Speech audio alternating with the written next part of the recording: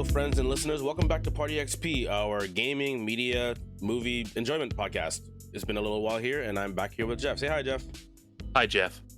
We're going to go ahead and get into another game here. But first off, how are you doing, Jeff? Yeah, I'm doing all right. You know, it's another typical weekend day here. Got to see my parents, real chill day. How are you doing? I'm doing pretty good. A little bit tired. A friend had a barbecue yesterday for his birthday last week. And, had a little bit of fun. A lot of food, a couple drinks, singing and screaming our heads off to songs and jams of the late 90s, mid 2000s kind of jams. That was a good time. I enjoyed myself. It's been a while since I've gotten like out and about and actually did some stuff with friends and been social. Yeah, no, now that, things are kind of getting back to somewhat quote unquote normal, it'll be nice to see people in person again. Yeah, and also just because of my schedule, the whole nocturnal thing is always like, if we're gonna do something, you have to let me know like a week in advance, so that, or at least a week in advance, so that way I can prepare myself mentally for losing sleep one of these days, so we can hang out and be and act like a normal human. Right. Yeah, I'm basically a vampire. I'm Morbius. I'm basically Morbius now. Hopefully with better box office performance. Yeah, hopefully. If you didn't know, Wong was in Morbius. That's the whole deal. That's my role in him, basically. That won't be funny to anybody that doesn't know you personally, because you're not a public figure. No, true. Yeah. Okay. Short explanation: I am a large Asian man. There you go. There we go. That's basically it. And then we were making jokes about vampires, Morbius. Bam, done. Comedic genius. You may now applause. We'll give him a second to stop clapping. Yes, yeah, I know. It's just the insanity of the excitement of me being world-renowned actor. Correct. Okay, before we actually get into our pitch, stuff got shown off today, right, Jeff? I was knocked out all day, because obviously party yesterday, and then I was up all night and I slept all day. But some stuff dropped from Microsoft, right? Right. So when we're recording this, today was the day of the Xbox Bethesda Summer Games sort of E3 but not E3 presentation, and so we got to see a little bit of what Microsoft has coming down the pipeline, and a lot of it I was really excited about. Yeah, like I saw you mention a couple of them in our group chat, and it seems like everyone was pretty stoked, at least of some of the titles, because we have fans of other games within those titles, like the later versions of them. But yeah, you mind rattling off a couple of the highlights, I guess, of the Microsoft Bethesda E3 / not E3 presentation? Yeah, for sure. So it started off with the vampire Left 4 Dead game, whatchamacallit, Redfall. And so I unfortunately came in a little late. So the first game that I saw was Forza Motorsport, which is another like Forza game. Like, you don't have to tell me that's going to be good, because those games are always great. Yeah, they're so good. But we did get to see some Redfall. We got to see some Starfield, the Bethesda Spaceman game. So that looks pretty cool. That's the one that everyone's been waiting for like forever now, right? Mm-hmm. Okay. We are also getting Persona 3 Portable, Persona 4 Golden, and Persona 5 Royal. So like the ultimate editions of the games, available on Xbox and PC. We're getting more Sea of Thieves content. We're getting Sea of Thieves, let's fit in your mouth. Got him. All right, I'm leaving. Goodbye. The fuck out of here. Anyway, so Team Ninja is making a Neo type game called Wolong. So you could put this Wolong in your mouth or whatever. I don't know. And most importantly of all, is we got the 5th and final Diablo character. Oh, probably most important to other people is that Overwatch 2 is going to get a free-to-play multiplayer beta coming soon. That's cool.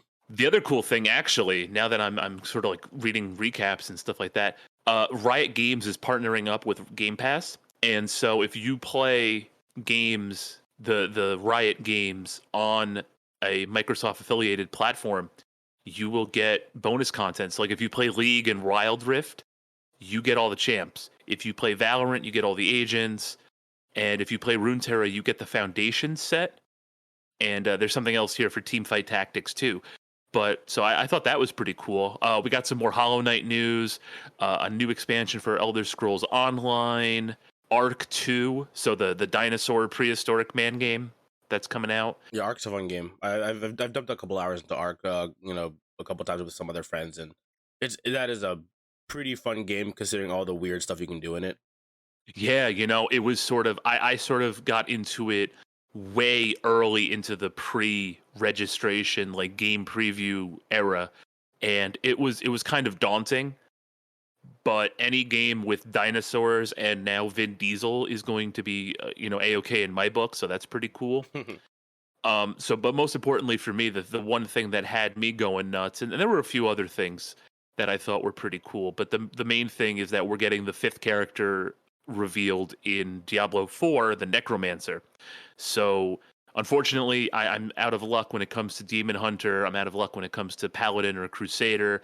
The five classes, I believe, are Barbarian, now Necromancer, the Sorceress, and there's two more. Leave it in. Leave it all in. Yeah, we're leaving in. Leave it in. We're on the fly here. I know. Barbarian, Druid, Rogue, Sorcerer, Necromancer are your five classes.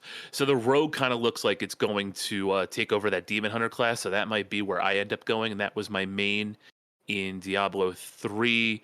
Paladin has been my main in basically every fantasy role-playing game since 2007. 2006, whenever I rolled my first Paladin in vanilla World of Warcraft. But there's always hope for expansions and additional content there. But I'm really excited for Diablo 4. I know Blizzard is sort of part of that persona non grata company lately, but I think among the things they can do to sort of rebuild their reputation is going to be to put out good games. Diablo Immortal, the scammy free-to-play mobile game, is not the way to do it, but hitting it out of the park with Diablo 4 is going to go a long way in bringing people back onto Blizzard's side, I believe. Activision Blizzard at the moment still has a pretty rough go about it right now. Their reputation's kind of in the shitter at this point still. People are still very upset about the way the company is run and all of the issues lying within the company. That being said, people are still supporting the teams that make these games. You know what I mean? Correct. Like it's not an issue with the people who are clearly the developers and the people who are actually designing stuff within the games and making these games come to life. Right? It's the issues of the higher ups and the people in power who are basically just abusing those powers and being bad people. That's basically the issue with most people. People are not associating the entire every game development team with the horrible stories that have continuously come out about sexual harassment and The union. for the union. The union busting pushes here and stuff like that. So there's a lot of issues within Activision Blizzard, but people are still supporting the games because they respect the teams that make the games and they like the properties that come out from that company. Yeah. So for me, Blizzard was a staple in my life for a very long time, and as time's gone on, I've kind of gotten away from them, but I always have sort of like that fond feeling in my heart. I mean, this is the company that made Warcraft. This is the company that made Diablo. Well, still makes them, I guess. But they've always had an integral place in my life, and it's tough to see them go through it like this. But if you're bad to people, you're going to get what's coming to you. That being said, I'm looking forward to Diablo 4. I'm looking forward to sort of the new era of Activision Blizzard, mostly just Blizzard. I could care two shits about Activision, quite frankly. And I'm looking forward to seeing Bobby Kotick thrown from the upper floor of Microsoft's headquarters, a la that meme where the guy makes the good point and is chucked out of the window by the executive. Yeah, I am looking forward to watching Phil Spencer do that to Bobby. as much as I would like to see him ousted and defamed and all this other stuff. unfortunately, it seems like there's just too many ways for him to still come out on top. Unfortunately, with all the ways that they're trying to get him out of the company. Unfortunately, Mm-hmm. Correct. another quick short aside here about Diablo Immortal. That's the one for the phone, right? Correct. I actually I've listened to a couple other shows and heard some pretty interesting things about it. While yes, there are some very predatory monetary spending practices going on in that game, from my base understanding of how it actually plays, really well. It actually plays really good on the phones, which is like I remember that whole was that what, I don't even know when that showcase was, when they were like, they initially introduced Diablo Immortal. I want to And say it was last year's was showcase. it last This year? very same showcase from last year or 2 years ago. It could be one or the other. The one where they did you all have phones, right? That one. Right. Okay, so obviously the reception was initially very lukewarm, to call it mildly. I would say lukewarm to negative, Yeah, to be honest. the reception was pretty not great. But that being said, from what I'm hearing from friends who are all very into Diablo, I do play a little bit Diablo. I don't play a whole lot of it. Diablo 3, I played I think it was a monk. They still have monk in Diablo 3, right? Not in Diablo 3, yes. Yeah, In Diablo 4, yeah, all of your punchy boys are going to be combined into other classes and stuff. barbarian, basically. Yeah, so like I played a little bit Diablo 3. It's fun. Like I understand the appeal for Diablo. My brother plays a lot of Diablo. A couple of other people in our friend group play Diablo. I play a lot of You Diablo. play a lot, Tim, Gabe. Yeah. I played a little bit of it. I understand why it's fun. The issue for me is that at the time when Diablo 3 came out, I was playing Path of Exile, which is another very grindy, min max your build kind of game. It's basically like a independent Diablo. It's pretty well done as well, and I was dumping a lot of time into that at the time. And so I was Right. like, I don't have time to do this and maintain my character in this and play Diablo to grind that character up. So I never really got it too into Diablo. I played a Right. little bit when I played a little bit of the older ones as a kid, but it just wasn't like my game at the time, because obviously I'm a kid and I want more unga bunga action. I want, I want to get really into stuff. I don't care about story, and the game's very dark and like aesthetically dark. You know what I mean? Like this, it's Yeah. Oh, no. Yeah. You can't see shit in front of you. so, as a kid, not typically my game. When I got a little bit older, I can understand why people play it. I got into a bit of a grind, and then I just couldn't maintain that and another grind game at the time. And yeah, so from my understanding, Diablo Immortal is actually pretty good. It actually, like, kind of from what I've heard, kind of people have related it to League of Legends Wild Rift, where League of Legends, it's played with the mouse and keyboard, and for specific reasons, because of the skill shots and stuff like that, and you want to aim stuff with your mouse while firing your abilities off. They kind of use a system relatively similar to this, where you press the ability and then you drag your finger to the direction you want to use the ability towards. And apparently it's really tight. It plays really well. But the unfortunate part is when you hit that wall, you make a choice there. You go, oh, I've gotten plenty of enjoyment out of this free mobile game, and gotten a nice hit of nostalgia, and a good way to get a grind game. I can get like 20 minutes under my fingers and move about my day, right? Or you can be a whale and spend, I think I saw a video saying you spend 10 100. G's. One guy spent 10 G's on this game and did not get a legendary item, Yeah, and which is funny as hell. I think one of them, I think the video I saw, it was clickbait or whatever fantasization of this. The truth of this actually is, I think you can spend up to like $110,000 in the game to hit max level, Yep. from like And from to level get one. your legendary items too. Yeah, so uh again, a lot of these games, like anything that involves gotcha or spending to in game, if there's a it's a PvE game, spend whatever you want, I guess. That's if you're playing these games, tread however you would in terms of how much you want to spend on a game. You have to acknowledge if you're going to be playing it all the time anyway. As long as you don't make it super easy for kids to spend money, I think that's okay. Because again, if Right. you're an adult and you're playing this game, it is it is your decision to spend money on any game you play. The So if the level of predatory money spending in games is, I still see it on kind of like a slider. You know what I mean?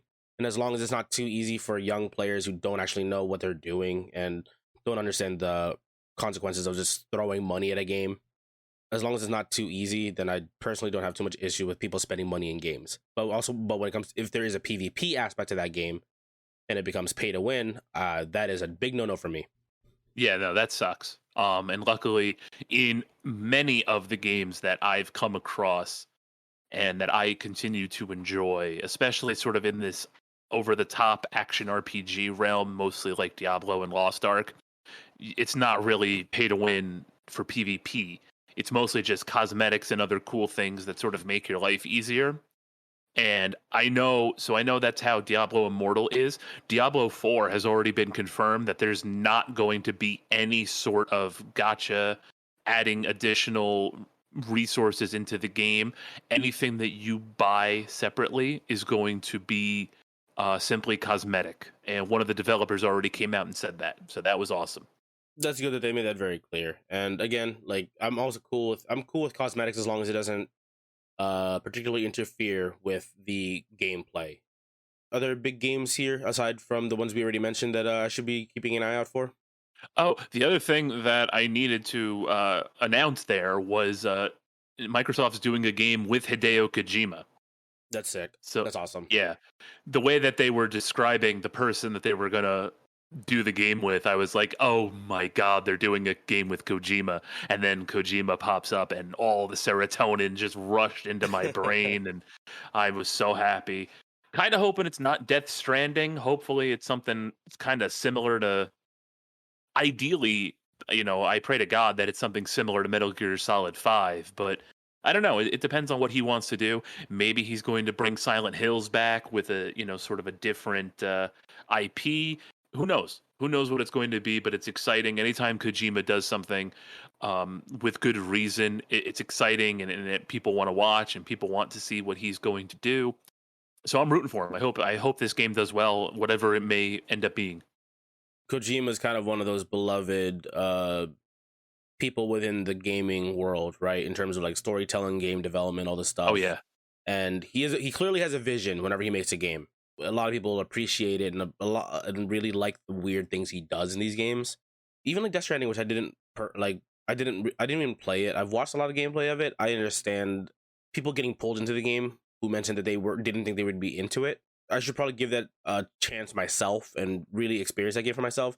But like even if I didn't play it myself and I wasn't super interested in it, I still see this like weird game that clearly people like, and it's trying something very different, and it's a cool thing for people to just be, again, who clearly have a vision, just throwing stuff out there and just say, just give it a shot. You know what I mean? Which again, most people, from my understanding, there is a pretty decent split among people here who did and didn't like it. Still a lot of people who respect the idea. Yeah, for sure. I'm trying to go through his Twitter account now to see what he's been watching because he's a big movie guy. So I'm trying to see what he's been watching recently to get an idea of what the game might be like. I follow him on Instagram, and it feels so funny because obviously he tweets, he posts on Instagram in Japanese, and Right. I don't read Japanese. It feels like there's just no context for half the photos he posts on there. Like he'll just post like a picture of a game that he played, or a movie that he watched, or a person who's going to be playing a character in this game, or someone who he just likes as an actor or something. So I'm like, are they going to be in the game? I don't know. I can't read Japanese. But and like a lot of times there's also no caption in a lot of his posts, so it's kind of like people trying to decipher what Kojima's trying to do all the time. You know what I mean?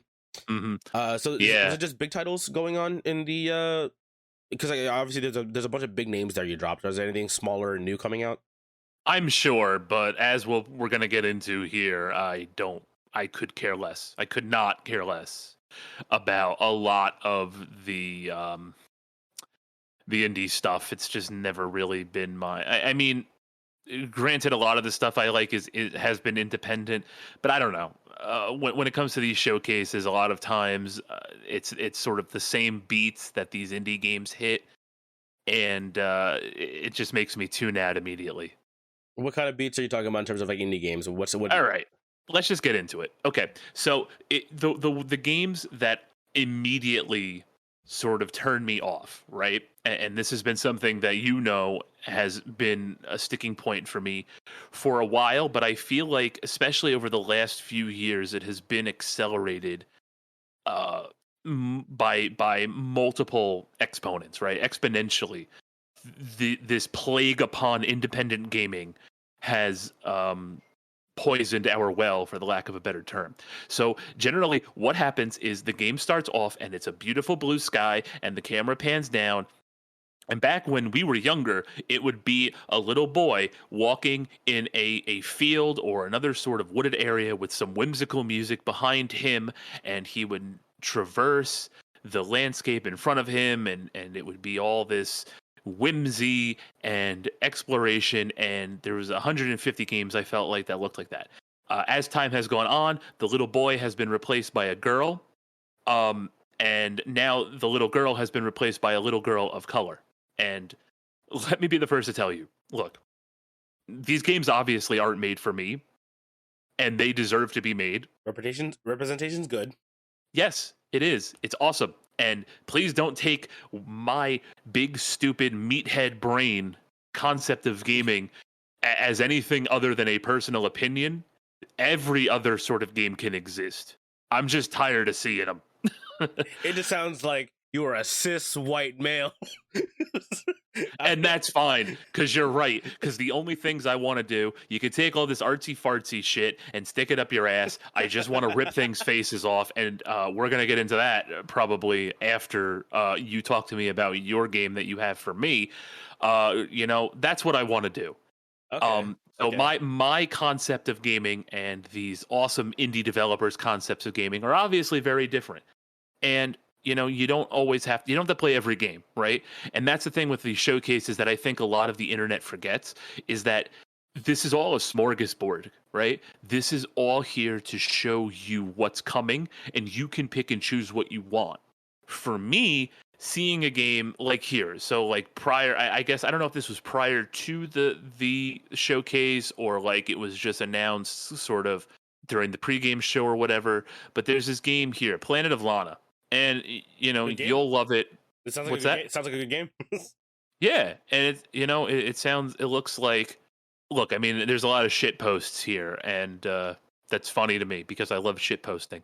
But I mean, there's a lot of people that are probably really going to enjoy that game, and I'm not going to be one of them, Yeah, that's because fair. it's I like it's just not my thing. And you know what? That's definitely somebody else's thing, and a lot of that stuff is good for people, because there's nothing more important, like, for me to be able to sell. I remember a few years ago just working at GameStop when I was still working retail, and you were able to see Spartan Locke on the cover of Halo 5, right? Yeah. And for us, that's not really a huge deal. But for the predominantly black customer base that we had at the store that I worked at, it was kind of a big deal for these kids to see a black man on these game covers. That wasn't NBA 2K or a sports title. It was, people were actually introducing characters that weren't just guys that looked like me. And that's cool, man.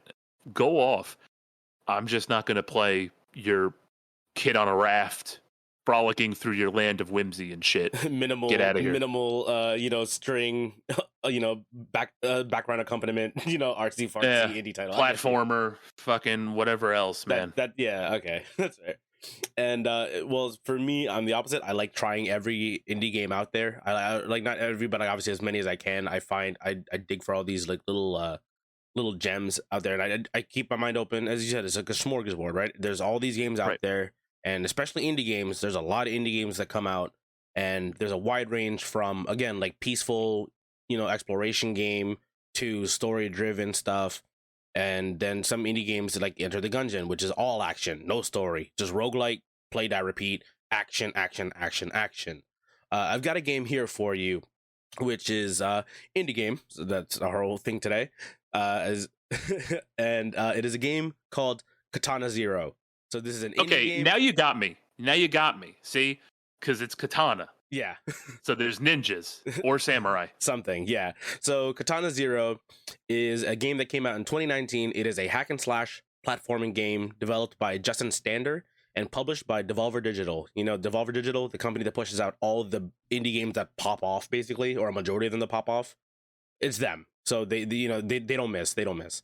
Justin Stander has developed a couple of other freeware games, like a Tower of Heaven. You've probably seen that one online. Like it's a really cute platforming game that creates rules as you jump around, basically, on like climbing the tower. And Pause Ahead, which is I have that one in my library, I think, as well. Fun game. So this game started development in 2013, released on Mac, Windows, and Switch. Switch came out same time as Windows and Mac on April 18, 2019, and October 14, 2020 for Xbox. The reason why I'm pushing the whole Switch thing is because usually Nintendo or games that come out on the Nintendo Switch come out a little bit later because they have to go through the checks and balances of Nintendo's system here, and they usually get a little bit of a delayed posting here. But the Switch is also a big indie vehicle for a lot. You know what I mean? They move a lot of indie games. It's kind of like the indie machine for a lot of people. With this one, so as I said before, it's a hack and slash platforming game. You are an amnesiac war veteran who can predict the future, who assassinates drug dealers for his psychiatrist. See, if the games were like this, I wouldn't have as much of a problem with them. I mean, you could give me a little girl on a raft as long as I'm murdering drug dealers. Like, that's cool. Yeah. Enough with these adventures. Enough of coming of age, man. Enough of the whimsy, bro. Just give me this. I'm gonna find you a couple of these, like, you know, platforming indie game, you know, whimsical indie games, and I'm sure I'll find one that you'll like, and I'll find something for you. Let's see. So yeah, this game, oh man, this game rules so hard. So this game is pretty hard. Not like extremely like brutally difficult, but it can be a bit difficult. There are moments in this game. To quote Stander, like this instant death, super difficult, very forgiving game where you always feel like it's your fault, not the game's fault. So you want to try one more time because you know what you did wrong. That is a quote from the developer, and an explanation, a quick explanation for that is because it's a platform game. You do run around, you jump off walls, you slash your katana to kill people. You can slow down time with like a bullet time kind of mechanic, and you make the run, and then you watch it play back. Like, so you essentially think of it as like a Mega Man like section where you have to kill all the enemies on the screen first before you can move. It's kind of like that. You have to kill everything, but if you die, you just start that one quick from the beginning again, and you do it again until you kill everything, and then your character says something like, "That's it," or "I've got it," and then basically you can watch it play back almost like a cassette. You know what I mean? And you basically watch your character running around, jumping off walls, murdering everybody, and then you progress to the next section. Yeah, I'm looking at the Steam page right now. This game rules ass. I cannot wait to play this. And it has the difficulty. I'm sorry to cut you off, but it has the difficulty that I appreciate, where it's not just bullshit. It's actually difficult and well made, and it's not just all enemies are bullet sponges. All enemies have broken mechanics. It's just they're well designed, and like you said, when you die, it's your fault, not just random bullshit, right? Yeah. That's a big thing that I've noticed in the last couple of years because I play a lot of indie and roguelike titles. I mean, you know, we've already mentioned before how you have some issues with some roguelikes being difficult for the sake of being difficult and not being fair. And even like non-indie titles, right? Like like Ninja Gaiden is notorious for this on the NES, right? Where Right. I forgot exactly which level, like level 5 or level 6, where you have space ninjas or like jetpack ninjas just firing at you throughout the level, making it essentially a bullet hell while you're trying to traverse and platform. It's insane how hard that game is, and I remember not getting far in that game until it came out on the Wii, where it has like a save system in the game. What do they call it? Like a save state? Yes, save states and loading states. Yeah, like Old games are funny like that, though, man. Like that. Obviously, they were designed to be like miserable and to keep you playing, for long periods of time. So the difficulties, like even think like Battletoads, think the original Castlevanias, and even Ninja Gaiden and the like. Even to an extent, like the Mario games had that where the difficulty sort of ramps up at the end and you're just kind of stuck. So you got to go all the way back from, the first level to get back to that point so you can try to beat it. And I mean, there's something to be said for that, right? Like, obviously, it was all BS at the time, but I mean, some of it is super challenging. Yeah, and I think that especially with older game development and mentality around game development and modern ones, the modern ones are obviously just a little bit more refined, right? They can still be difficult and not feel unfair to play. That's the important thing now with a lot of the newer games, I think, in terms of like when you play a difficult game. And so, getting back into the game a little bit more here, it is a story driven game as well. So there is a bit of a story to this. The storytelling is inspired by like Korean cinema and American story movies like Sin City or John Wick. Korean cinema, like the guy during a couple interviews said he was reminded of stuff by like Old Boy. You know what I mean? So it's like it's gritty. It's like a gritty action. It feels like I'm basically Samurai John Wick in this game. That's basically how I want to say like when I play this game. That's Who pretty cool. Yeah, so like like John Wick obviously gets beat up and but always comes out on top, right? This one's like you can quote unquote die, but it's more like your character's playing the scenarios all in his head and then does it, and when it happens, that's when it succeeds and you move forward to the next area basically. And Got it. and the story is told through the game. There's a little bit of text on screen and stuff like that. There's also like a real-time dialogue tree system. Cool thing with this one that I didn't experience with a lot of games, because I think for a while I stopped playing a lot of these like really story-driven games because there's just a lot of text and a lot of reading and a lot of voice acting and just a bunch of just exposition. But this one's you can interrupt NPCs with your replies. I'm not sure if that's been implemented in any other game. Like I like Mass Effect or like Fallout. I don't know if you can interrupt the NPCs while they're talking. That is a good question. I don't really know, but Okay, yeah. So like that's a good idea. in this game, essentially, like while the people are talking, there's like a timer. There's like a bar that's slowly like ticking down, and then if while they're talking, you can just interrupt them, and then some characters get annoyed by you not answering or constantly interrupting them, which changes a little bit of the dialogue in the game. Um, but some bits don't have a whole lot of outcome on the end of the game, like the overall plot. But it definitely changes some of the interactions within the game. There are a couple very specific scenes for this, and I ask you that when you play this game and you play it again, try another way of replying to the NPCs or during these exposition moments where the people are talking to you.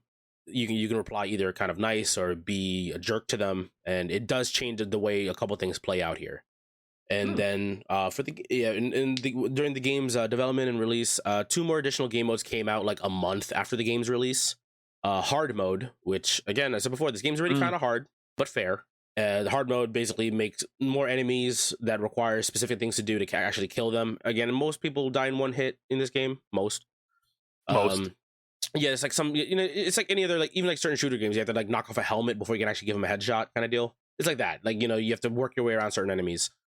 And then speedrun mode, which is like it basically just cuts out all the dialogue and just says just play, just go, you know what I mean? So there is like a time speedrun mode built into the game, which is always kind of cool, because I think games like this almost like lend themselves to speedrunning. So it's really this game's already really fun to begin with, so give it a speedrunning mode if you like that competitive aspect, like that self-competitive aspect of it. I would say, if you once you get through or so, give it a try. And if you like speedrunning, listener, check this game out. I would say play this game blind for the first time. I mentioned it earlier, right? Go play through it once, and then go back for the other specific dialogue options you want to see. One specific example I'm going to give you of this, just to have it in the back of your head. Again, it doesn't really pertain to anything that changes anything major in the story. But there is one fight that requires you to make specific decisions to get to it. So Okay. play the game first, then come back for it on a second run if you didn't get it. I didn't get it the first time. I got it on my third playthrough of this game, because I played it once, saw most of the dialogue options, came back to it, and then played it again, just trying different stuff out, interrupting certain people or being nice to certain people. And then once I saw on like what's called the community page for this game, someone said, "Oh, hey, here's how you get to this fight." I was like, oh, "Okay, I've never done this fight, so looks like I missed something." So I started a new game up, played it again, and got to the fight and experienced it myself. Again, it's not a spoiler. It's just like it's another fight that adds more to the story when you get to that point. Got it. Yeah, and that's just play. This is one of those games where it's not even that long. It's really not. I played this game in like short, like 30 to like 45, like 45 minutes to like an hour bursts. And I got through in a couple sessions, and then when I actually had time to like sit down and play it, I ended up playing like my second and my third playthrough in like one sitting. Gotcha. It's not That was one of the first questions I was going to ask you. The other one I'll ask a little later here. Yeah, it's not super long. It's I think people like list it online as like 4.5, 5 hours to get through the game, and then like 9 hours if you want to like fully 100% it kind of deal. Got it. But yeah, it's like, yeah, again, you can play this game in like short bursts, and it feels like that because again, every bit to this game is kind of like level based, at least like or mission based. You go on a mission, you come back, you take another mission from your psychiatrist. There's some exposition there, and then you go again. So you can play it in like you can play it in chunks. The game's pretty well designed for it. That's awesome. That is really helpful, especially with our schedules being so busy or not busy, but they fluctuate so much, right? Yeah, It's nice to be able to pick it up and put it down. Did you play this on keyboard and mouse or with a controller? You can do it both, but I actually bought this game twice. I bought this game on Steam, so I played it on keyboard and mouse, and then I played it mostly on a controller, and then I actually finished it for the first time on Switch. Right. So okay. I literally started a new file and just like fell into it. I would take my hour lunch break at work and just sit down in a corner of like the cafeteria and just play this for like an hour straight. I played it with the Joy-Cons. I played it with the Hori Fight Pad Pro, whatever it's called, the bigger chunky boys that feel like an actual controller. And yeah, this game can be done very, very well with the controller. It is clearly designed for it, as the guy who said also made it for the Switch to release at the same time as Mac and Windows. Controller it is. Got it. Yeah, plug the controller in. It's cool. This game rips ass. Like it's so good. There's a really cool aesthetic to it. The music's really cool. This game was a game that had a lot of issues, I think, during development, because it's basically one guy who developed the whole thing, and then he had like small teams, so he like pushed out work too, and sometimes teams wouldn't stay, or people would drop out of the project, and he'd just continue on his own. But yeah, this game's great. This game's a fantastic game. I want you to give this one a shot and let me know what you feel about it, because as I said before, you like platforming games, you like action, we like hack and slash action games here, and it's definitely like a turn away from the usual indie game when most people think of like the artsy fartsy indie games that you were mentioning before.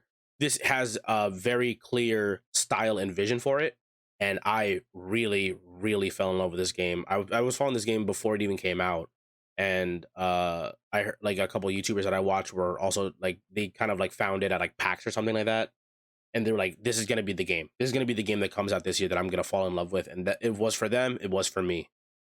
Yeah, look, it has a really cool aesthetic. It sort of has like that my Vice-esque, lots of bright purples and blues, right? It's got a certain art style to it. It's got swords, so how bad could it really be, right? It's got like cool weaponry and stuff like that. It's got and it has an ending. More importantly, it has a beginning and an ending. Yeah, so it has an ending. It's not one of these goddamn roguelikes again. I think somebody called it Neon Noir. Not Neo Noir, but it's Neon Noir. Yeah. It's pretty cool.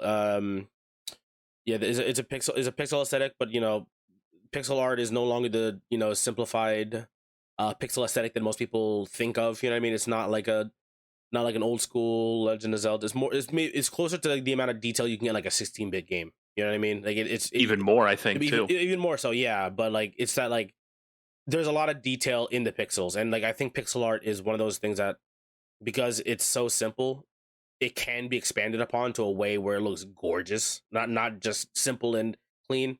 It can be very detail focused and stuff like that. So I love the aesthetic of this game as well too. Yeah, I'm excited. Can't wait to get started. Yeah, we'll get to it. It'll be a short break here, and you will hear from us 2 weeks from now after Jeff has gotten through this game a couple times. Later, Gators. Wait, I fucked that up. Leave it in. Later, Gators.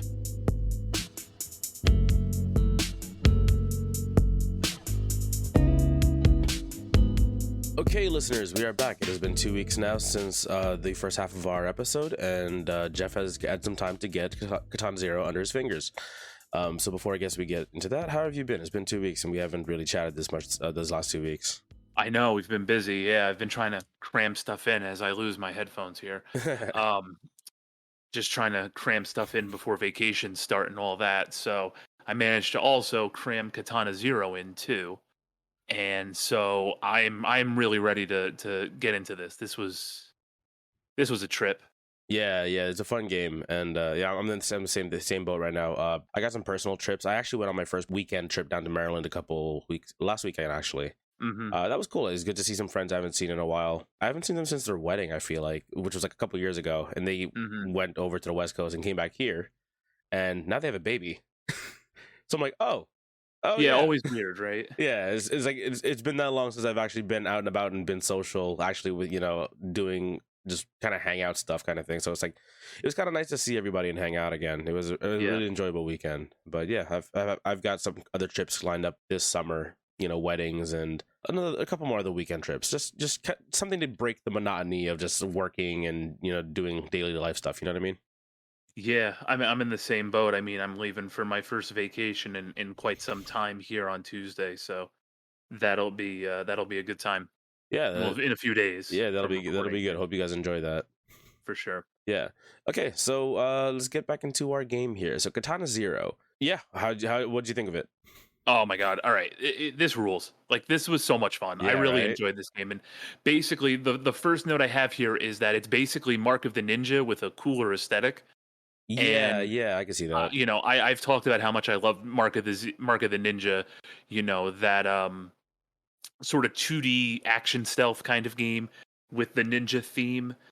And obviously, I mean, this is like more of a samurai than a ninja, but Yeah. basically, guy with sword sort of 2D game, and I really liked it. Like I thought it was so cool. I liked the thing I really appreciated was the levity breaks in between all of the violence and the murder. Because Yeah. this is a very violent game, and it does touch on a lot of mature topics. Oh yeah. It's super I dark. Yeah, I think it does a really nice job of talking about what addiction's like, and like all the things that you'll do to scratch that itch and to get that thing that you're looking for. And so I guess to summarize the game a little bit, you basically play as a secret agent who is reliant on a drug, which the name escapes me right now, but basically you can slow down time, right? Yeah. And I think we touched on this a little bit earlier. And so it turns out that you've become kind of dependent on it. And so you talk to a therapist about your past and all the things that you've done in your life, and he gives you your fix in exchange for killing a target, right? Mm-hmm. And so I just thought that was a really good. I just thought it did such a great job at you know showing you what life is like as like an addict, and just how far people are willing to go to get their fix. And now I know for the main character it's a little different, because if he stops taking the thing, he will literally die.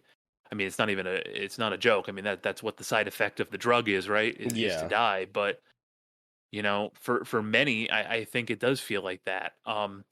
But out of all of that, right, there are some levity bits. Right in the beginning, the girl behind the counter thinks you're like a samurai from one of the in universe anime.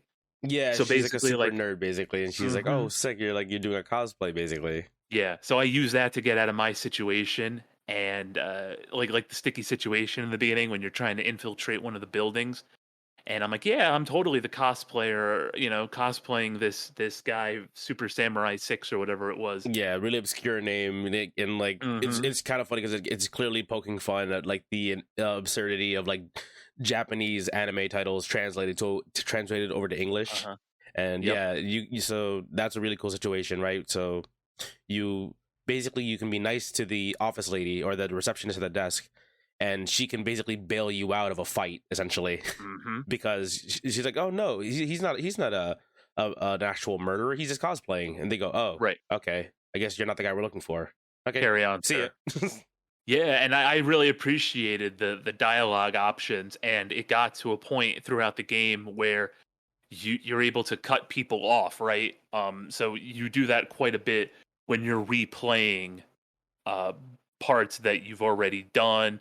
You've already seen all the dialogue options. You can skip it to get back into the fight. Mm-hmm. But I actually found myself interrupting the therapist towards the end, where then we had our fight, quote unquote, right? So as you're progressing through the game, right, dear listener here, as you're progressing through the game, you go see your therapist, and the more you kill and kill and kill, the more unhinged your therapist, who I don't even know if he really is a therapist, but he could just be a guy in a fancy office, right? The more unhinged he gets, and the more your relationship gets fractured to the point where I don't know if this is how it ends all the time, but I basically just beat him to death Yes. towards the So end of the game. with the relationship with the scientist is kind of like one of the like subplots, I guess, of the story, because obviously the main plot is your character's trying to figure out he's having these nightmares which seem to be Hmm. recurring. So it's like, is it a memory kind of thing that's kind of like a kind of haunting him basically from his past? And the psychiatrist is basically saying like, oh no, there's probably a side effect of your, of the drugs, so just Right. move, don't think about it too hard, move along, here's your next mission. So Hmm. you already have a bit of a weird interaction with him in the first place. And so yeah, at the end, essentially at the end of the main story, you basically beat down your psychiatrist because you snap at him, you realize he's manipulating you to basically take out his competition. Right. And the drug, by the way, is called Chronos, Yes. which Thank you. is in reference to the fact that it slows down time essentially for the user and other Hmm. users who can essentially run at full speed while the rest of the world slows down. And yeah, the ending of the game is pretty much, there's one main ending to the game basically, and there is a Hmm. slight variation. I don't know if you got, how many play did you get through this game? So I only played through once. I know you said there were multiple options here, but I only managed to play through it once. We'll probably revisit it later, but at the moment, I just did my first playthrough. Okay, yeah. So with the game, it basically is relatively linear. It's basically just one ending. There's a slight variation ending where if you do a certain actions and interactions with the psychiatrist, is mostly, I believe. Again, it's been a while since I've done it. There's no shame in going through with a walkthrough just to make sure you do the certain things properly in order to actually make sure that that fight triggers. So you have a quote unquote fight with him and basically just beat him down, and that's how Hmm. you that's how basically he ends the psychiatrist.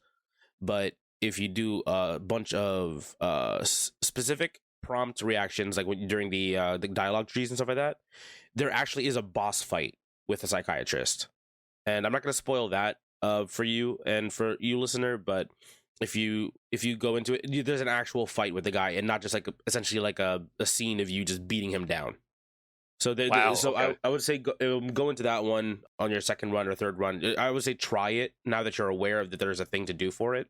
Hmm. Try doing it the second time, and Got then it. if it Okay. doesn't happen, go look up a walkthrough on exactly what replies you need to do to trigger that event to happen. Right. But yeah, it's a very very much so basically a linear game, and that's the like everything basically culminates into your character getting more and more belligerent with the psychiatrist because of the fact that he's starting to lose track of what isn't real. Is it a dream, is it a hallucination, is it a side effect, is it his past coming to haunt him? And then the psychiatrist, who is again clearly manipulating you, essentially sedating you to kind of keep you under his thumb so he can get rid of his own competition. And just he's essentially like, the psychiatrist is almost like a cover for his drug operations. Right. Yep. Yeah, and so again, the game with the time slowing down mechanics and the hack slashy action, the 2D action. What was your feelings on those actually? Since you mentioned Mark the Ninja, Mark the Ninja is almost kind of semi turn based, right? Because you can slow down, choose an action, do it, and then move forward, right? This one is a lot more fluid. You kind of play and get to like a flow state, right? So what do you think of what do you Correct. think of the combat in this game? No, I really enjoyed the combat. I thought the time slow mechanic was really great. I thought the ability to reflect bullets was awesome. It took a little bit for me to learn how to properly time the rolls and use the evasion techniques, and so that was a little thing I had to get used to. The other thing, the one nitpick, I have one nitpick and one weird glitch that I uncovered. Mm-hmm. So we'll get into that. My one nitpick is that I couldn't assign a mouse button to slow down time. I had to use a key.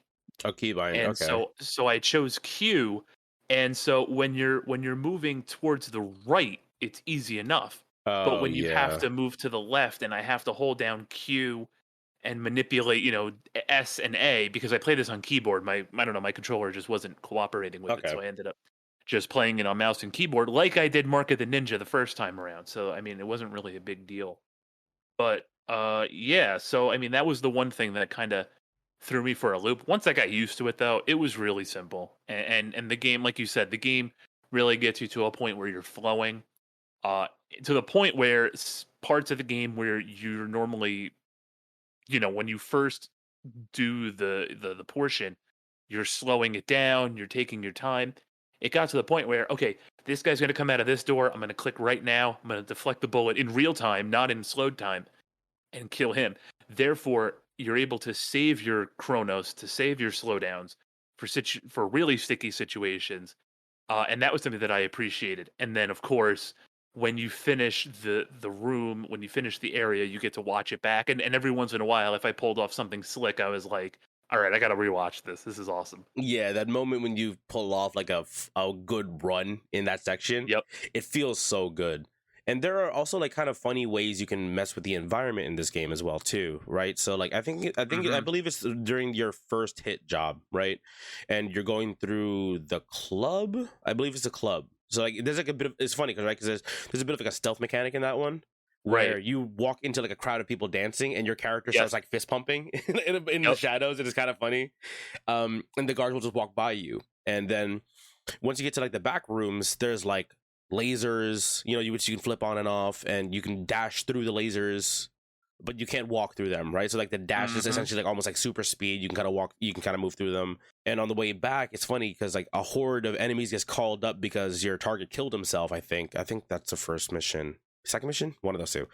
And like instead of having to like run at them and fight them, you can just turn the lasers back on when they're in the laser path and just kill all of Yep. them that way, which is always super funny. It's like, oh, okay, that was easy. I don't have to worry about this anymore. Which obviously not a cinematic. You're like when you watch the playback, it's kind of like underwhelming because you just took the easy way out.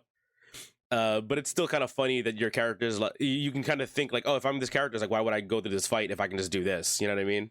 Right. And yeah, there's some like kind of funny moments and breaks in the gameplay, as you said. Like it is a pretty dark game. It has some again, it deals with Hmm. addiction, PTSD. Again, your character is a war veteran, Right. and he's dealing with like his trauma, and clearly he's having like hallucinations and nightmares of. From what it looks like initially, the game treats it like almost like a flashback, right? It treats the dreams like, oh, that was me. I was that little kid in the dream. And Hmm. then the guy kicked the door in. And again, a reminder again to the listeners here, we're going to be talking about the rest of the story here. Oh But yeah. you find out by the end of the story, the little kids in the dream are actually like villagers. And the person who kicks the Right. door down and kills the scientist or the doctor is you, Hmm. which is wild because again Yeah. you're in like I mean like I'm not sure if it's something that maybe I might have missed. Let me know what your opinion on this was, but in my first playthrough I didn't even realize the possibility that could have been me in like me being like the person raiding that hut, you know what I mean? I could Oh have yeah. I had no sworn that idea. I was a little kid. I could Uh have huh. sworn that I was a little kid. The little girl was your friend, Uh and huh. then like I was like, oh no, that's the trauma of what made him, I guess, become a warrior. You know what I mean? Right. Again, like I thought I could have sworn that was where the story was gonna go. What did you think of that bit? Yeah, I thought the same thing too. I thought he kept on replaying a traumatic situation from his youth, and I thought that the guy kicking down the door could have been the other sword guy, the blonde haired guy that you meet throughout the game, who you never get to fight. I don't think, right? You never really get to fight him. Yeah, I don't believe so. Because Hmm. the only like because every fight is essentially predetermined. Like they're all set up for that fight. The only Hmm. non-predetermined fight is the psychiatrist fight. Right. So you're supposed to, it seems like that guy is your rival throughout the whole thing. And then you kick down the door, you kill our character kicks down the door, kills the scientist, uses the machine, walks out, and talks to this blonde haired guy that's like your rival. And it turns out, you two are peas of a pod, right? You're the same thing. Yeah, you're And both fighting for the same side in this Cro-Mag war, basically. right. And I thought that was pretty wild. I did think it was a pretty like, oh wow, ending to a game that is already a lot of oh wow to it. And like I said, I did appreciate the levity breaks. But this game's tough, man, and it nails the gritty vaporwave style that a lot of games try to do. I think most notably Cyberpunk tries to do it really, you know, quite a bit. But I think this game really knocks it out of the park with the atmosphere, the aesthetic, the music, the sound effects, the gameplay. I mean, it's a complete package. My apologies, by the way, listener, if you hear some booming in the background. Someone is setting off fireworks kind of close by, and I'm just watching my audio line popping up. I'm like, oh, that is not good because I cannot separate that audio track, unfortunately. So there might be a little bit of a background boom going on Oh, I right just now. heard it. Happy Fourth Yeah, of there it July. goes. Yeah, happy 4th of July, everybody. Oh well, there we go. Now we dated this episode. Here we go. Yep, that's all right. That's fine. Yeah, like as I was saying before, there's a lot going on in this in terms of the story. There's multiple plot lines going on at the same time. And again, like the whole point is that there's kind of like not a rug pull. What's the term It's I'm looking for? Subversion of expectation? right. That's the term. See, I know things. You know uh more than me. yeah, so like again, you're expecting to think that, oh, that's a trauma that your character is essentially going through, and then that's what explains him becoming this hardened, drug addicted, like not serial killer, but like hitman, basically. You know what I mean? Like he's a hardened soldier in his own respect. It does a really, really good job of giving you these really heavy story bits and then giving you a moment of like, let's bring it up a little bit, right?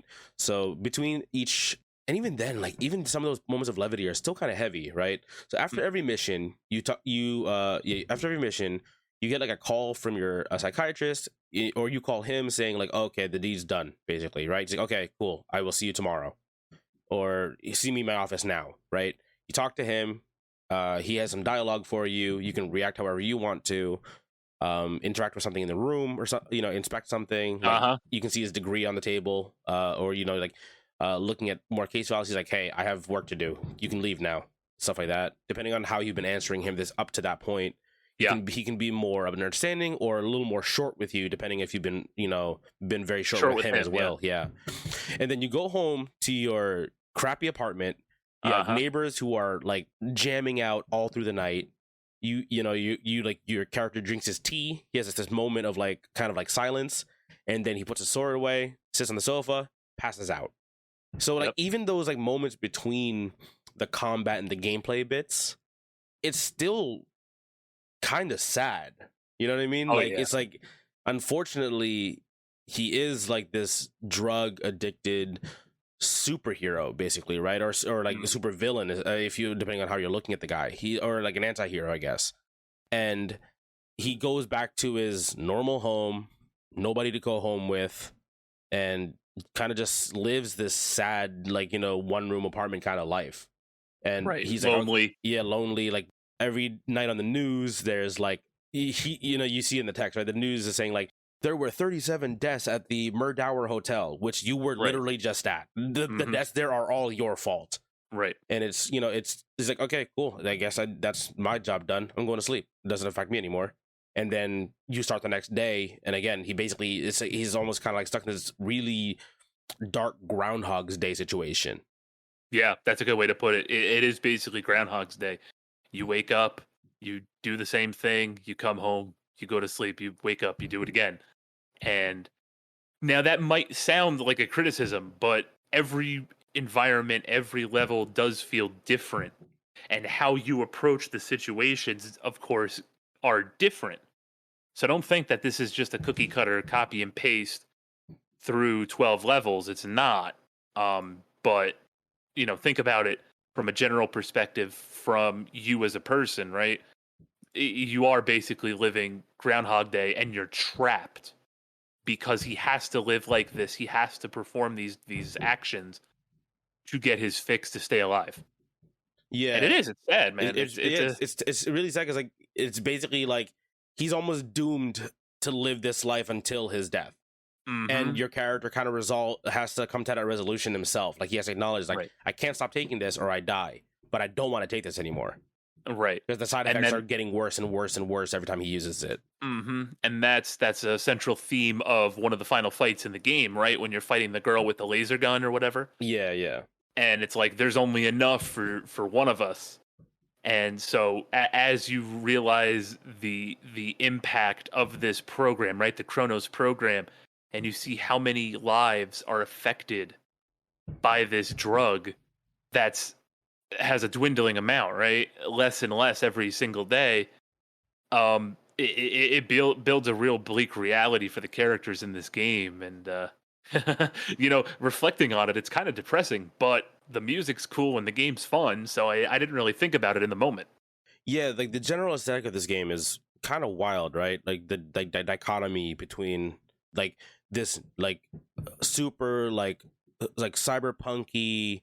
I know this game has been compared aesthetically to like Hotline Miami. You know what I mean? Yeah, Like a Vice kind of game because it's lots of neon pinks and purples and blues and oranges. It's gorgeous. It's a gorgeous looking game. So much is done with just pixel art, and it's so cool to see. And but again, there's just this grim, dark underbelly of this entire game that exists, and you're kind of like, yeah, you don't notice it when you're playing it, right? Like you just think, oh, this game is really colorful, the action's great, the animation fluidity is gorgeous, and you're murdering people, but it's like you're kind of just thinking about like, okay, cool, I just did my thing, and then the game almost makes you sit down and realize what you actually just did. yeah, yeah. Especially when you're talking to the therapist or you listen to the news reports, and it's like 37 people are dead, and it's like, did I really kill 37 of those guys in there? Like that whole, that whole story segment had 37 guys, and you kind of think about it, it's like, all right, well, I maybe he is a serial killer. It's just it's wild, and it does a really great job of putting all of this in perspective and wrapping it up in this stylish, like I said, this stylish vaporwave, not post-apocalyptic, but right, sort of like that cyberpunk aesthetic. Yeah, cyberpunk aesthetic, yeah. And what I guess like there is one specific kind of like tool they use to kind of bring you out of the dark in this game. So you meet this little girl right in the hallway, like after like your second day, I hmm think it is. She's your neighbor. She's your neighbor, and she kind of like, oh hey, like I lost my toy or whatever. Can I look in your room? And you can be a jerk and be like, I don't have it. Get away from me. Or be like, sure, I guess. You know what I mean? That's your character hmm being quote unquote nice. Like, yeah, sure, I guess. Come check it out. Something along those lines. I don't know the exact dialogue options there, but basically you can be mean to her or you can be like kind of, whatever about her. And eventually it comes to the point where she kind of like she's super nice to you. You almost kind of just like, it's almost like a little sister you can't get rid of. You know what I mean? It's like, Uh-huh. yeah, sure, I guess if you want to hang out, come on over. And she's like, oh, your place is disgusting. And you're like, yeah, yeah, that's just how it is. And like she was like, is there anything to play with in here? And it's like, No, do you want not unless you want to play yeah, with a samurai sword. can you leave? You know what I mean? It's like your Right. character has that kind of like vibe about him. But she all kind of has like there's this gorgeous shot. I believe it's you and her on the rooftop, and she's sitting on like the edge of the wall, and you're like leaning against it, and you're like looking at the city. There's like that one. There's like a gorgeous still. I forgot after which mission it was, and it's just like this. It almost feels peaceful. Did you see that? Did you see that scene? Yeah, yeah, where you go on the roof, right? And you're like just sitting there talking to her. Looking at the lights of the And city. yeah, Like it's not raining, but it's like it's kind of cloudy, but it's kind of like, it's kind of like that feeling of like looking into like New York or looking over LA. You know what I mean? It's like, oh, it's kind of nice and peaceful at this one moment. Let me enjoy this, because that, again, like, it is like a moment you're just talking to that little girl character, and she's kind of like being nice to you, and you kind of grow attached to her. Like, and you can tell your character does as well too. There's a couple of dialogue options there actually for her. Did you ever cut her off, or were you ever mean to her? No, No. I don't think so. I don't think I was ever mean to her. I felt bad. Yeah, right. It's funny because like I'm this crazy drug addicted murder samurai, and I didn't have it in me. I'm being such a jerk to everybody else in like all my playthroughs, but I didn't have it in me to be mean to this little girl who seems to be just want to be nice to you. And it's just like Right. it's almost like it almost made me question, is like, am I actually, can I even be really bad? You know what I mean? During those moments, and it's a game. And I have to question myself, like, why can't I be mean to her? I don't know what it is, but I feel bad being mean to a sprite little girl, basically. Mhm. I did have some fun with the dialogue options though. So the one level where you have the robot that won't shut up, I let him live. I don't know if you remember, but like you have the robot That was after like the where fifth mission, right? I think, or like fourth mission of yeah, that. he Yeah, goes on like this long diatribe about how much he hates humans and he's going to kill the humans, and I let him live, and he basically has like a meltdown thinking like this human just let me live. I've been, I thought I hated humans this whole time, and this human was nice to me, does not compute, and then he blows up, right? yeah. He like, it's almost like a goes against his own programming kind of deal. It's like not getting him in a loop, like, like a lot of other, like, beating a robot stories go in a lot of like science fiction stuff. Right. It's like, no, he's like, wait, no, that's not how this script works. You know what I mean? You're supposed to hate me. I'm supposed to hate all of you as well, but you're not doing it. So now I don't know what to do. And it's kind of like a funny little bit in the, again, there are moments of levity that are strewn about within the game, and it's kind of cool to see how well integrated they are story wise into your characters. Essentially you're just basically just learning more and more about your character, essentially. Yeah, I like I said, I think the moments of levity did a real nice job to sort of add some color to the game and make it so that you're not just a big, brainless murder guy. That you're a character with different dimensions, and you're human. You're not just a robotic killing machine. You're a human being that got roped into a really awful situation. You're going through something that's really terrible, an addiction. You're addicted to this drug that's keeping you alive, and And it's simultaneously running out. killing you as Right. well Yeah, too. it's keeping you alive and killing you slowly. And it's dwindling, and other people need it too. And if they don't have it, they'll die. If you don't have it, you'll die. All the while, you live in a one-bedroom apartment in the slums, and you're basically indebted to be a contract killer. But it's awesome. But it's Right. such an awesome It's so game. So heavy. like It's so heavy. The it game is is so unnecessarily heavy. Well, necessarily heavy technically. right. It's trying to prove, it's trying to make a point. But yeah, it's like, the game is so dark, and like when you really really like step away from the gameplay and just like, enjoying, like, oh, how do I, you have to step away from the video game sense of your mind, right? You're like, okay, like, how do I kill all these guys? I'm gonna grab this cleaver that happens to be conveniently sitting in this vase, and like slam Yeah. the door open, that kills a guy. Throw the first cleaver, kill the first guy. Guy behind him, I run up to him, I slash him. There's a guy behind him with a gun. I reflect that bullet, and then, and you move forward and stuff like that. And it's so, the game has this like chug forward, do everything, almost like, it's almost kind of like you if, especially if you play a lot of video games, it's almost like game literacy, right? You know what I mean? You know how video games work. You know what the aim of this video game is, so you kind of just do it. Cool, mission's Mhm. done. Okay, back to the rest of the game, right? You're almost kind of sitting as as almost like a copy of what the main character is experiencing during those actual missions themselves. It's a really cool idea, and I really really love the way they portray the characters. Even though he has his own personality, like, but he almost is like a self insert at the same time. Hmm.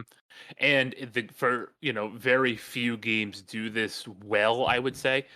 It really does make you deal with the consequences of your actions, right? Because when you kill an entire warehouse of bad guys, they talk about it on the news, or the therapist chastises you and says, you killed so many people.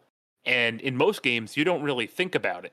You're just kind of trying to get to the next checkpoint or to move the story along. So you just kill everything in your way. From everything from, games where the central theme is to kill, to even like a game like Mario, where you're jumping on the Koopas, you're, jumping on Lakitu, you're avoiding the piranha plants, or you're shooting them with a fireball. Take an itemize the amount of enemies you kill in a level of Mario, and now imagine Princess Peach or Toad is yelling at you about that, and it kind of puts it in perspective, right? Yeah, like it kind of did some. It reminded me of. Did you ever play Metal Gear Solid 3? Yes. The ghost guy, the Sadness, I think his name was. Remember Yes. the river fight, quote unquote Yep. fight. So, for listeners, if you haven't played Metal Gear Solid 3, there's a boss fight in Metal Gear Solid 3 of the guy called the Sadness, and basically, like the guy doesn't actually exist essentially, and you're walking down like a river, just avoiding ghosts of every person you killed up to that point. So it kind of makes you realize, like, oh, it's a game, but like you've decided, like again, like you think of the body count you've dropped in your wake to get to that point, and like it makes you almost realize, like, oh yeah, I've just killed like 130 something people, and that particular quote unquote fight with the Sadness goes longer the more people you have killed in the game. Another game that I think also like kind of acknowledges it, or not acknowledges it, but I guess it almost actively avoids it. Uncharted. You think about the fact that Nathan Drake, the treasure hunter, right? Right. Explorer, archaeologist, whatever he may consider be at the end of by the end of the entire series, he's killing like hordes of mercenaries in that game, and like it's never brought up. You know what I mean? So it's wild that like there is both of those in there, like in different types of games. And then in this game, it kind of like your character is like in the moment you're just thinking, oh, how do I play this level? But again, after the level, it kind of brings everything back into perspective on what you have just done. So it's a really cool kind of like thought thought experiment, I guess. I don't even know if the creator of the game even went this deep, to think about this is why he wanted the game to be.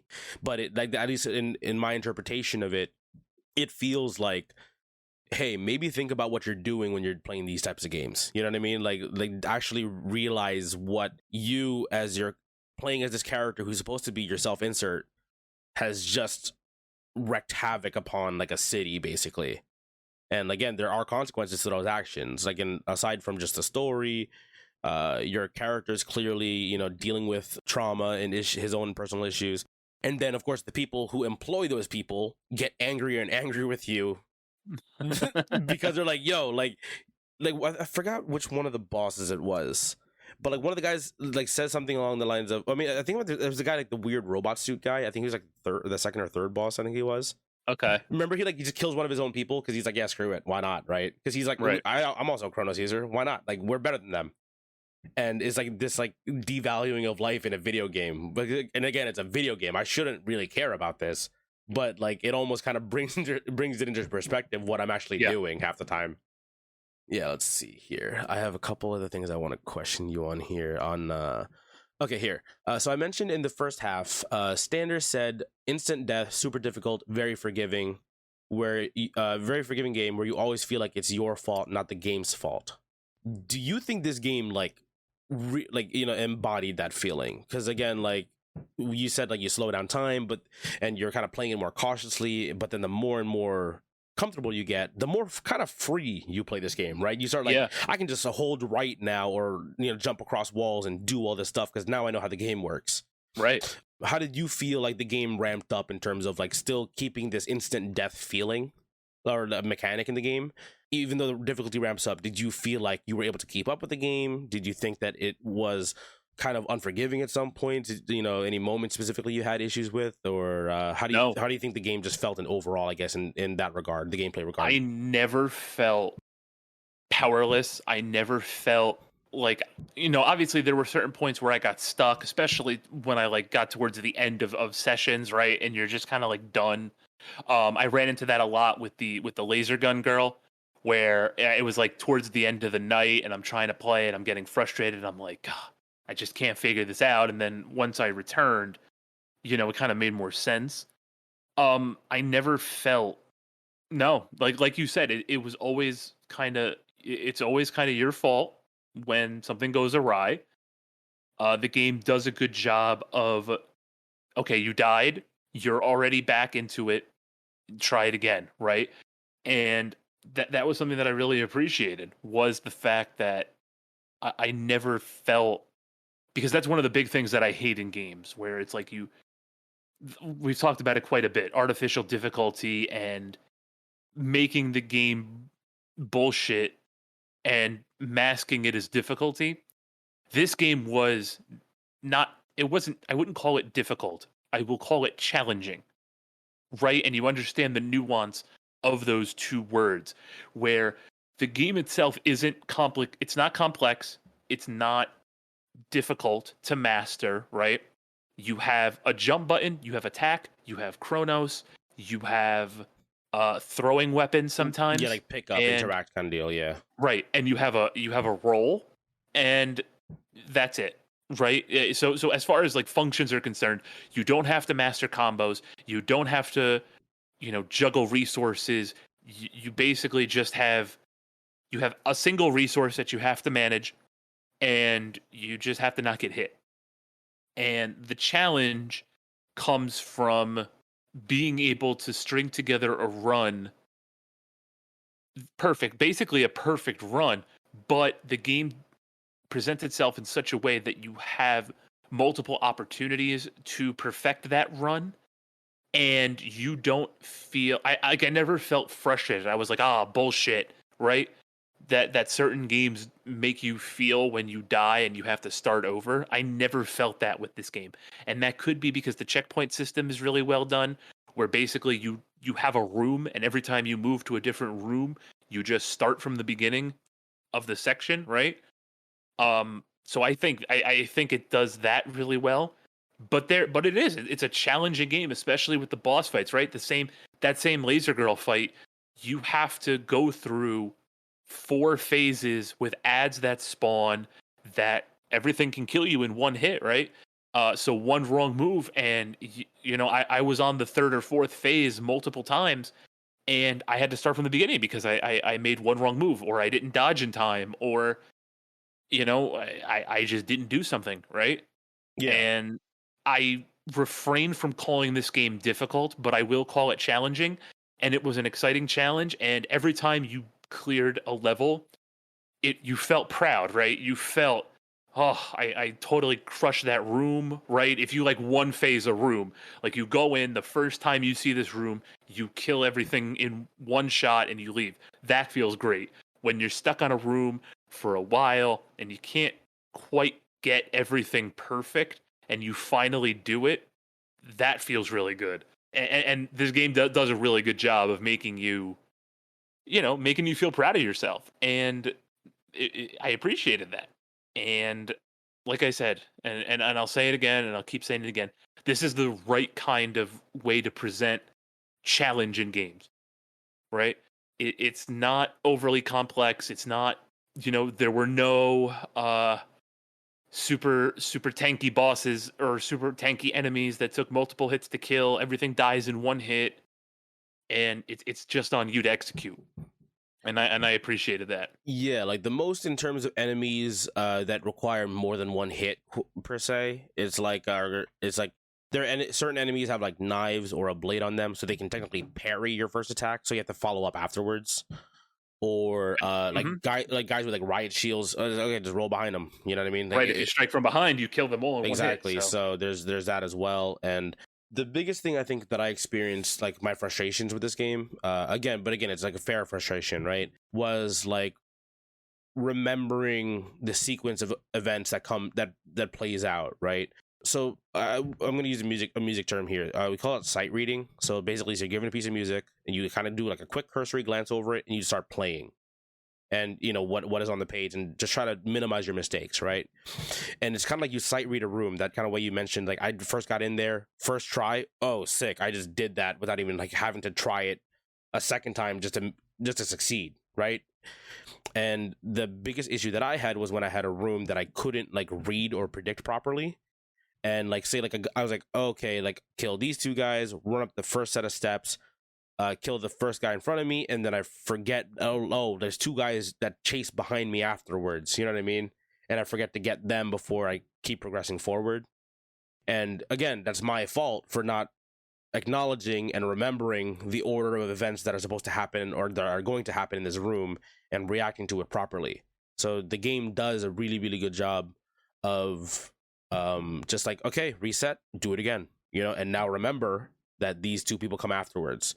It's almost like a quick like play, learn, die, repeat kind of deal, but in a much more focused short window than, let's say, like like a roguelike. I'm gonna use that because obviously you have your issues with roguelikes and that kind of play style, but this is much more focused.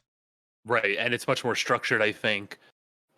It gives you all the tools rather than you having to go level by level, finding all the tools to make yourself strong and give yourself a fighting chance.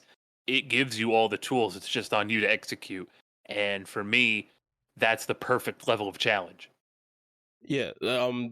Did this game remind you of anything else aside from like Mark of the Ninja? Because I think I don't remember if I mentioned anything else that it reminds me of, but I guess the way I thought of it was like, I remember thinking it felt a little bit like, because especially when you get to like that flow state of this game, right? It's like, it reminds me a little bit of like Quake almost. You know what I mean? I'm just jumping Definitely. around, one tapping everything, and move forward, keep moving, right? Is there anything else that this game kind of reminded you of? So the end of BioShock 2, when you're Ooh, playing yeah, as yeah. Noble, I forget the guy. It's not Noble One. I don't Yeah, remember the guy's name. I never actually But played in Bioshock. I watched my brother play it, and I remember just like kind of thinking, oh yeah, once you get to the point where you have everything, you can kind of just oh like, yeah, but now it's just on you to execute, to uh-huh. like to perform at that point. Right, and you're just going through, you're killing big daddies, you're killing enemies. You have all the tools. It's just on you to execute, right? And that's something that I've wanted from a game, that like I've been looking for that feeling in a game, and we're going to talk about that feeling that sort of way. But Katana Zero does a really good job of making you sort of feel like that, where you have all the tools, you are this powerful being. It's just on you, the player, to execute.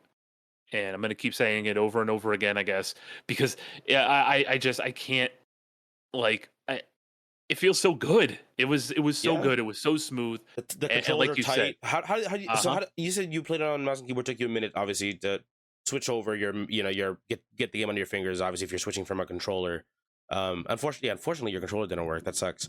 Because again, like Yeah. I played this on Switch and I played this on PC, and I prefer it with a controller because I think it's just kind of meant to be played that way. But I really, really enjoyed the way I play it. It plays on controller. There's not a crazy amount of buttons. They are letting off the crazy pause here. This is the end of the show right now. The fireworks show. Oh yeah, yeah, yeah. We're just gonna hold off for a second here, just because my microphone is going insane right now.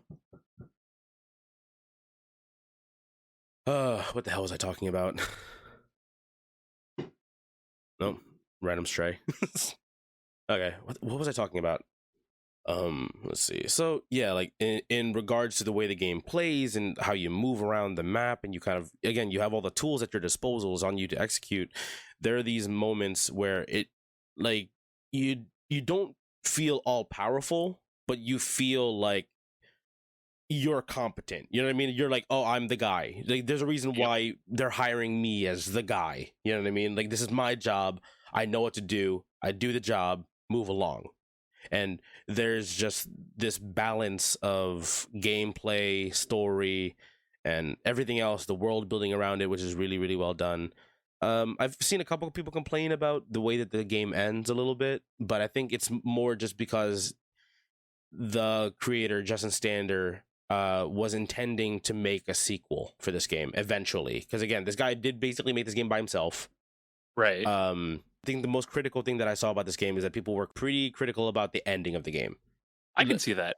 Yeah, right. Like the story kind of doesn't wrap up per se. It actually ends on like a pretty strong cliffhanger because it's like It does. you realizing your nightmare is you. You're the guy Right. who does the terrible things to the children and the doctor. To again, some foreshadowing. You are the traumatic event. Exactly. Yeah. It's again very dark when you really like sit back and really look at it from that like from the bigger picture of the entire game. And there are other games that I think that because of this game I definitely looked into. There's a couple like other indie games that I played which are very similar to this. There's a game called, let me pull it up real quick. I played it recently actually. I got back into it recently again. Scourgebringer. So Scourgebringer is a roguelike game, sorry. But it has this kind of like same kind of flow state kind of combat, you know, and like again there's like attack patterns, you kind of learn what the enemies do, and but your character kind of you almost just jump around the room and slash and murder everything. And I kind of got into Scourgebringer because of it. I think I don't remember which one came out first, but I remember having one of these in my library first. It made me remember, wait a second, I think I had another game that reminded me of the other. You know what I mean? And Scourgebringer has that same kind of feel where it's like you get into the flow state, you jump around, you're a murder machine. Like you are just like just the harbinger, whatever the word is. I don't know how to pronounce it. Harbinger. I've read it, never actually said it. Now that I think about it. Oh. Yeah, and probably in movies. I just don't remember. I'm dumb. So, but yeah, you're just this harbinger of death, basically, right? And it's on your it's all like your performance. It's like you know, execution, performance based, whatever you want to call it. And it's basically that kind of same feel, in that like that that visceral like, yeah, I'm the guy, I'm the badass, I'm the one that I'm the danger, I'm the one who knocks. I will make more references and talk like this. And it's like that this game does that so well. Like Scourgebringer and the game we actually played, Katana Zero. The like unfortunately again, like you said, your controller wasn't recognizing. I think this plays really well on controller, so try whatever you can, mess around with it a little bit. Might just be some settings in Steam or whatever, and just try to get your controller working again, because this plays so well on a controller. I played this on the Joy-Cons, on the Switch Joy-Cons. Like yeah, it's wild, right? Considering the Joy-Cons are not exactly the most ergonomic controller. But yeah, like it's enough to just have everything there. It feels really good to play. It does. It was really fun, and I'm happy I got to play it. Yeah, and again, play through it a couple more times. Again, go through one more time if you know with or without reading the playthrough to how to get to that secret boss that I mentioned. Again, I'm not going to spoil it here. Again, listener, if you want to go see it, look it up on YouTube. Jeff, I would recommend actually experiencing it yourself. It's a really fun fight. It's a really cool fight. It's wild, man. It's such a great game. Again, developed by one guy. There's just so much here. There's so much personality, so much style. And the game is just tight. This game just plays. It just feels good to play. So I really dug the. I'm sorry to cut you off. No, go ahead. I really dug the way that it kind of flowed and moved. You know, I didn't have to worry about dashing, right, or sprinting or anything like that. You moved at a pretty solid pace. Your the roll I felt like was fine. Like the mobility options they gave you were strong, and yeah, I mean, just all things considered, it is really one of those total package type games, and I'm happy that I got a chance to play it, and I would recommend it to anybody. I first started seeing videos of this at like PAX, you know, like a couple years ago. Like one of the YouTubers that I watch who plays a lot of indie games and platformers, like I think he like put like a short video on YouTube, like, oh, I played this game Katana Zero, it's wild, like in like 2017, you know what I mean, like a year, like 2 years before this game actually came out. And I was like, as soon as I saw like a snippet of it, I'm like, this is a game that I need to play. And I've been seeing its praises to our group chat every once in a while, you know, like just sometimes unfortunately not everyone listens to me, even though I have the best opinions in our group chat. Of course.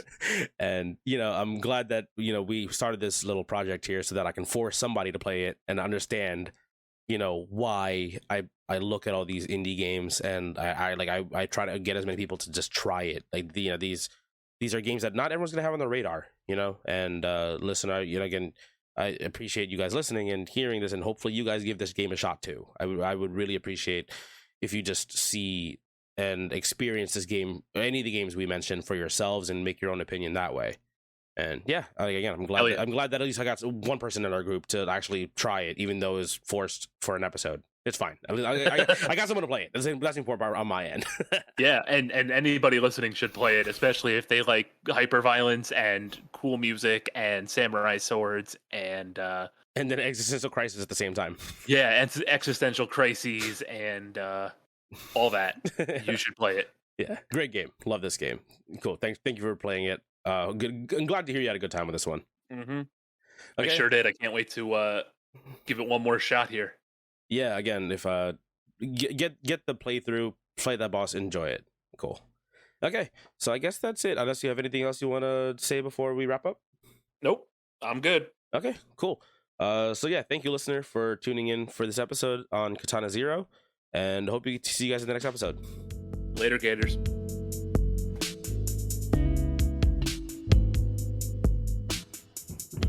Okay, well, god damn it. I was like ready to start talking, like, because I heard like the one the one that sparkles at the end of it, like yep. And then like I'll as soon as I took a breath to start talking again, boom boom boom boom boom. Is that it? You got quiet? Nope. Okay, well, there goes again. Well, leave it all in.